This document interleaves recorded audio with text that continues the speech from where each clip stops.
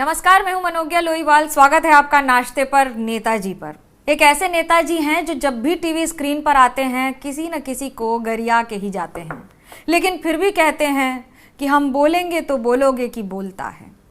उनका नाम है डॉक्टर अजय आलोक। पेशे से डॉक्टर हैं, लेकिन स्क्रीन पर विरोधियों को बढ़िया से काटते हैं। सही कहा मैंने अजय आलोक जी, स्वागत है आपका। पहले तो नमस्कार आपको। आपने कहा गरियाते हैं, अनपार्लियामेंट्री वर्ड। अब आप राजनीति पार्लियामेंट के बाहर भी शुरू कर दिए हैं। नहीं, गरियाना बहुत खराब। मैं गरियाता नहीं हूँ, मैं लोगों को आईना दिखाता हूँ बस। अब गरियाना गाली वाली हम लोग राजनीति में नहीं देते हैं, ये हमारे संस्कार में ही नहीं है। तो आरजेडी का संस्कार है ना। गरियाना गाली देना थोड़ा ही होता है सिर्फ। अब छोड़िए, हम लोग को गाली वाली नहीं, हम लोग बहुत सुसज्जित शब्दों का इस्तेमाल करके और बिल्कुल उनको दिखाते हैं कि आपकी वास्तविकता क्या है।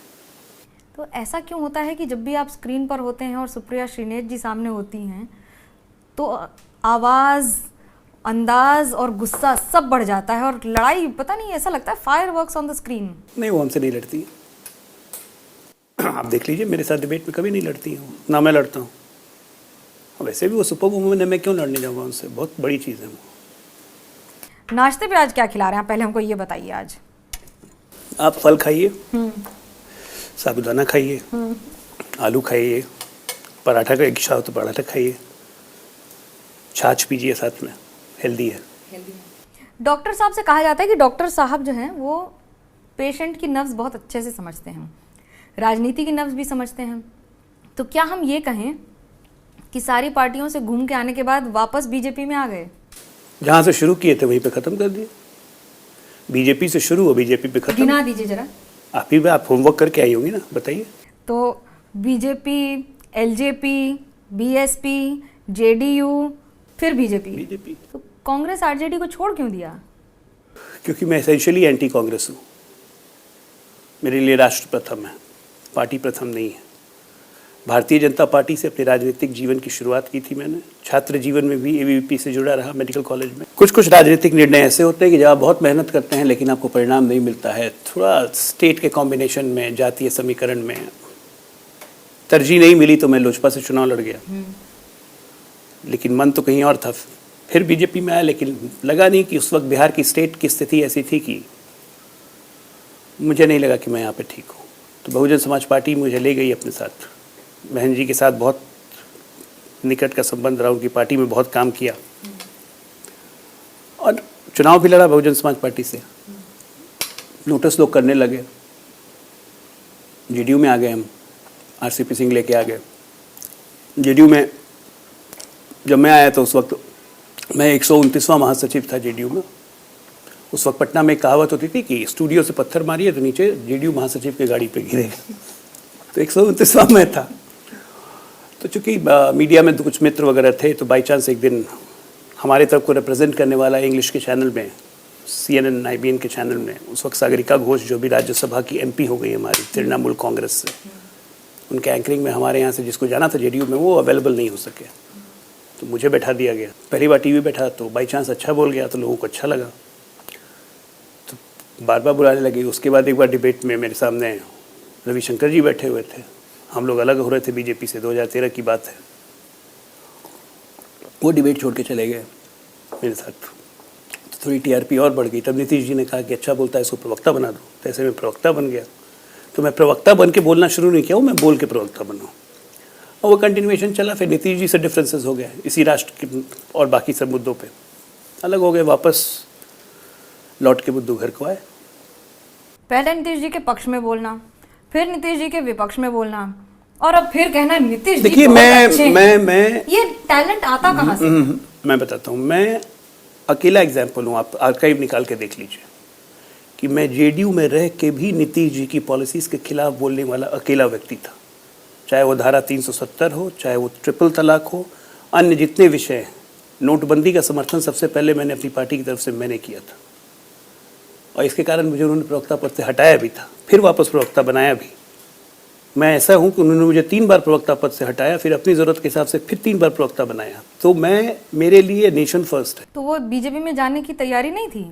लोग ऐसा कहते हैं कि आप पहले से तैयार थे कि बीजेपी थोड़ा खिड़की खोले तो हम दरवाजे से घुस जाएं।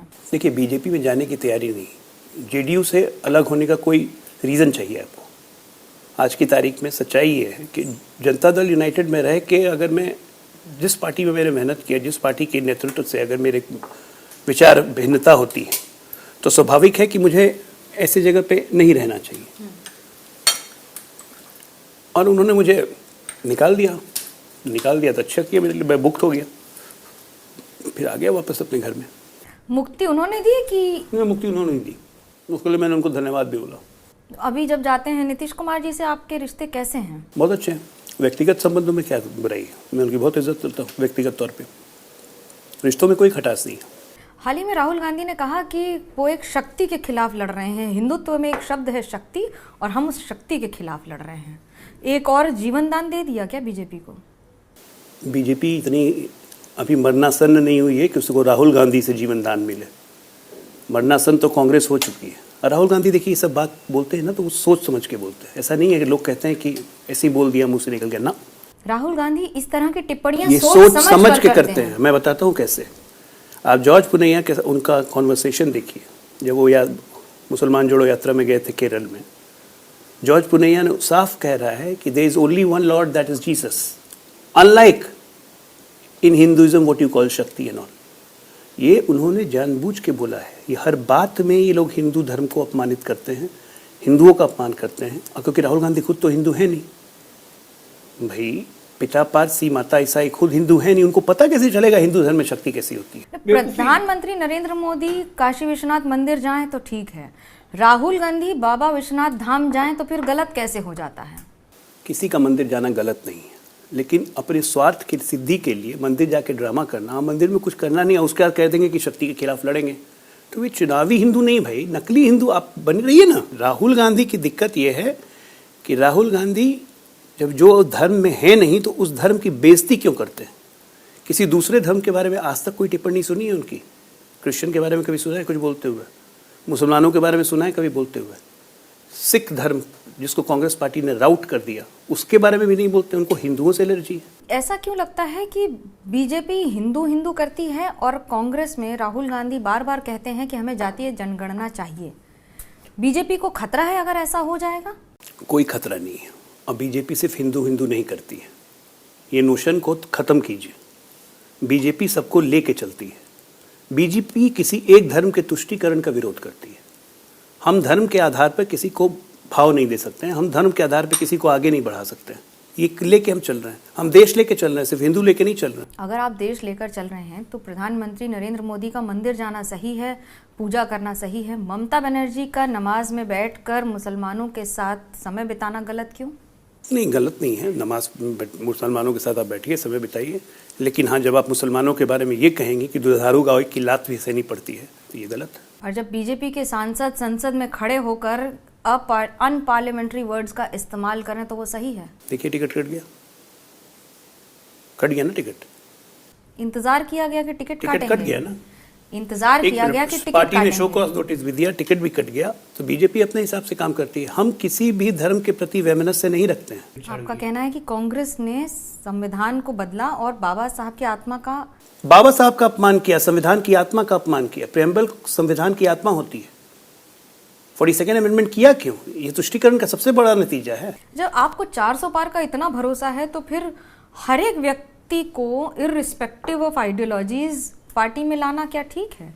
जो भी कांग्रेस से जरा भी इधर उधर हो, आप कहीं चाहे महाराष्ट्र हो, अशोक चौहान हो, चाहे बिहार हो, जो पार्टी जहां भी संदेह हो दरवाजा खुला है। ऐसा है, हमारे अलायंस में और उनके अलायंस में बहुत फर्क है, नीतिगत फर्क है।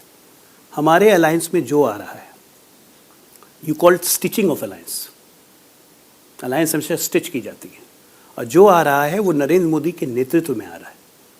क्लैरिटी है कि मोदी जी के कदमों पे चलना है, उन्हीं के बनाए हुए रास्तों पे चलना है, देश को आगे बढ़ना है। और हमारे अलायंस का मतलब होता है 1+1 = 11।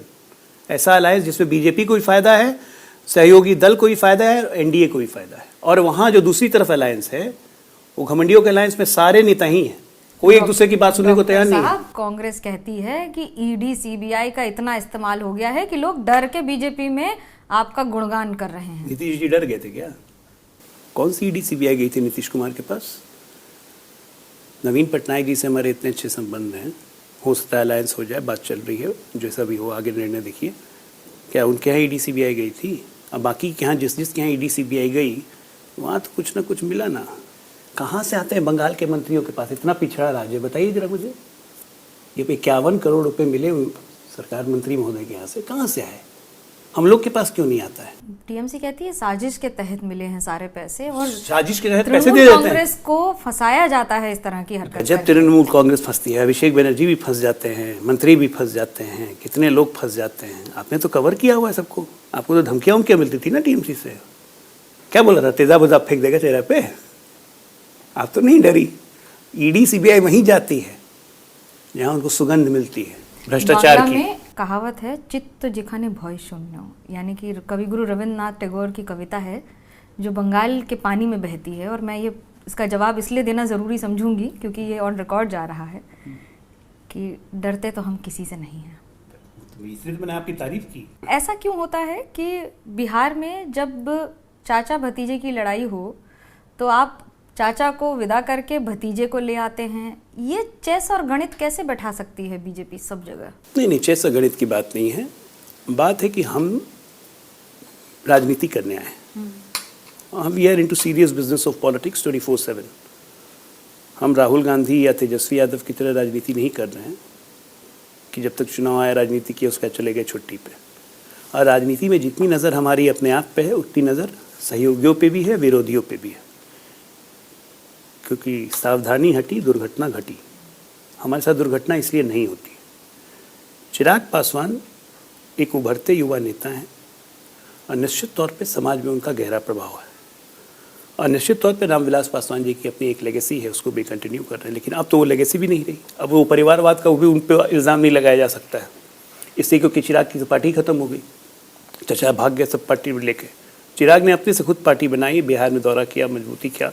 और हम लोग का अपना एक असेसमेंट करने का मॉडल है। डॉक्टर अजय आलोक क्या बिहार से चुनाव लड़ने की तैयारी में है? कर रहे हैं? ये तो पार्टी तय करेगी ना, मैं कौन होता हूँ? आप उन चंद पुत्रों में से हैं जिन्होंने अपने पिता को चुनाव लड़वा दिया, परिवारवाद की उल्टी गंगा बहाई है। ये क्या प्रकरण था? नहीं, ये प्रकरण नहीं था। ये 2014 में जनता दल यूनाइटेड चाहती थी कि मैं चुनाव लड़ूं पटना पार्लियामेंट्री का। लेकिन मुझे लगा कि मेरे से ज़्यादा उपयुक्त मेरे पिताजी होंगे, तो मैंने उनका नाम प्रपोज किया कि नहीं, पिताजी ज़्यादा उपयुक्त रहेंगे, इसलिए वो चुनाव लड़े। लेकिन चुनाव के बाद वो राजनीति से कभी सक्रिय राजनीति में नहीं रहे। डॉक्टर परिवार से हैं आप, मैडम भी डॉक्टर हैं, आप भी डॉक्टर हैं, परिवार में लगभग सब डॉक्टर हैं। सबसे बेहतरीन डॉक्टर घर पर है कौन? मेरे पिताजी। मैं ये समझना चाहती हूँ कि डॉक्टर अजय आलोक टीवी पर, स्क्रीन पर बतौर प्रवक्ता लड़ाई करने के पहले क्या तैयारियाँ करते हैं? कुछ नहीं, कोई तैयारी नहीं। क्या तैयारी करनी है? लड़ाई करने के लिए तैयारी की जाती है क्या? नहीं की जाती है। अरे मेरे नेता नरेंद्र मोदी ऐसे हैं, आप उनको सुन लीजिए, आपको कोई तैयारी करने की जरूरत नहीं है। He is a walking encyclopedia. उनका भाषण जो सुन लेगा दिन में, आजकल तो रोज भाषण दे रहे हैं, एक भाषण सुनिए आपके 10 डिबेट तैयार हो जाते हैं भाषण से ही। तो भाषण से आप, क्योंकि कुछ छुपा के बोलते नहीं है ना। भाषा इतनी अच्छी है, इतनी सरल भाषा है, वैसी भाषा हम लोग की हो जाए तो हमारी इफेक्टिविटी 100 टाइम्स और बढ़ जाएगी।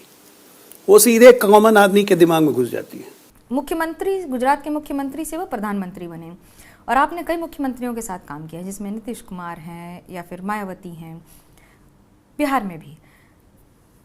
क्या एक वो ऐसी बात है जो नरेंद्र मोदी को मुख्यमंत्री और प्रधानमंत्री में अंतर कैसे बैठा देती है? नहीं, देखिए, नरेंद्र मोदी की सफलता का सबसे बड़ा राज है कि वो आम आदमी के बीच से उठ के आए हुए आदमी। 52 साल की उम्र तक उसने सत्ता को चिमटे से भी उन्होंने नहीं छुआ था, सत्ता से दूर थे, कभी एमएलए भी नहीं बने, पार्षद भी नहीं बने, एमएलसी एमएमपी कुछ नहीं बने। 52 साल की उम्र में सीधे मुख्यमंत्री बने। अब मुख्यमंत्री बनते हुए आप ये देखिए, जिस गुजरात का बजट 80,000 करोड़ होता था, आज उस गुजरात का बजट जब वो छोड़ के गए तो 6 लाख करोड़ था। आज गुजरात का बजट 8 लाख करोड़ है। देश की जीडीपी में जिस गुजरात का योगदान 2002 में मात्र 2% का था, आज देश की जीडीपी में गुजरात का योगदान 18%। यही तो आरोप लगता है कि सारे कॉन्ट्रैक्ट्स गुजरात को चले जाते हैं। भाई ये तो नहीं, ये तो मुख्यमंत्री बनने, क्योंकि ये मुख्यमंत्री बनने तक की मैं बात कर रहा हूँ, मैं प्रधानमंत्री की बात नहीं कर रहा हूँ। जब वो मुख्यमंत्री थे और उस वक्त यूपीए की सरकार थी, आज़ादी के बाद 47 के बाद 2002 तक ऐसा एक भी साल नहीं गया था जब गुजरात में दंगे नहीं होते थे। और 2002 के बाद आज 2024 चल रहा है, एक भी साल ऐसा नहीं है जो गुजरात में दंगे हुए हों। कैसे दंगे रुक गए? कांग्रेस कहती है कैसे दंगे रुक गए? दंगे करवाती थी। बीजेपी तो थी भी नहीं 91 के पहले।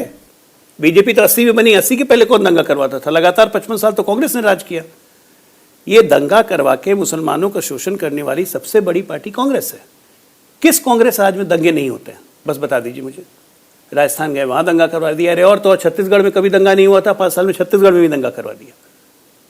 ममता बनर्जी कहती हैं कि आप महिलाओं की इतनी बात करते हैं तो फिर ना एक महिला मुख्यमंत्री है और ना 33% रिजर्वेशन होने के बावजूद केंद्र में आपका उस तरह से रिप्रेजेंटेशन है महिलाओं का।